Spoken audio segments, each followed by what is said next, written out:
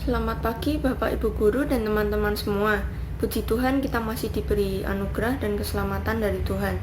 Oleh karena itu marilah kita mendengarkan renungan firman Tuhan pada pagi hari ini. Sebelum itu marilah kita bersatu dalam doa.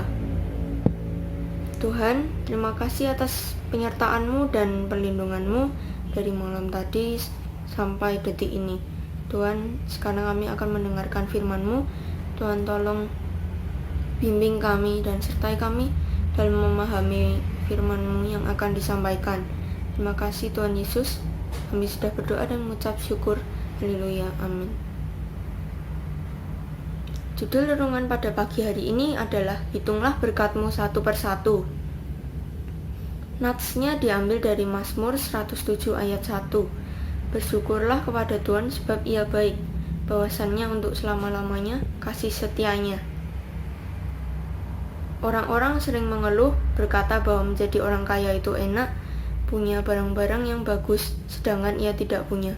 Lalu ia berkata bahwa Tuhan tidak adil dan ia menyalahkan Tuhan. Seringkali orang-orang membanding-bandingkan hidupnya dengan hidup orang lain, tidak mensyukuri berkat dan anugerah dari Tuhan. Membanding-bandingkan diri dengan orang lain akan berlanjut terus-menerus, tidak akan pernah puas. Banyak orang merasa bahwa Tuhan telah melupakan dan tidak memperhatikannya, lalu menyalahkan Tuhan karena hidupnya tidak sesuai dengan keinginannya. Terkadang pula kita tidak mau bersyukur karena sedang berada di tengah permasalahan. Kenapa kita harus membanding-bandingkan hidup kita dengan orang lain, padahal kita mendapat banyak berkat melimpah untuk kita? Berkat dari Tuhan tak terhitung jumlahnya. Semua orang mempunyai berkat masing-masing. Berkat Tuhan tidak hanya sekedar kekayaan, masih diberi kehidupan dan nafas pun sudah merupakan berkat Tuhan. Beberapa hal yang bisa kita syukuri, yang pertama adalah kesehatan. Kita masih diberikan kesempatan untuk belajar, pergi ke sekolah, melakukan aktivitas dengan tubuh yang sehat, itu termasuk berkat Tuhan. Yang kedua adalah keluarga. Tuhan beri kita orang tua, adik kakak, kakek dan nenek, itu semua adalah berkat Tuhan. Seperti dalam sebuah quote, keluarga adalah salah satu hal terpenting yang kita miliki, yang tak akan pernah berubah dan selalu ada ketika dibutuhkan. Yang ketiga adalah keselamatan.